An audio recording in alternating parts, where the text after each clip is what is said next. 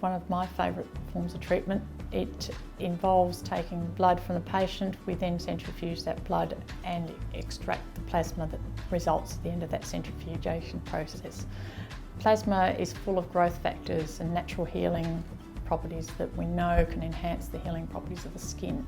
So injected into the skin, the platelets activate and produce those growth factors.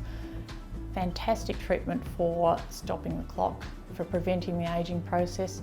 They've been used once a year in a younger patient, can halt the process of time. So if you get ahead of the game, you can save yourself a lot from what you would normally spend in Botox and dermal fillers. The main indications we use it for are in necks and décolletage, where there's often quite a degree of sun damage and people are starting to see that turkey neck appearance, that wrinkling of the skin, that sagging that develops as we get older. It can help rejuvenate and tighten the skin. Not something you do in a one-hit, one-off treatment, but it can be very useful in the area around the eye, in the tear trough area, when we start to see that dark pigment develop around our eyes, that sort of hollowing that we get around our eyes.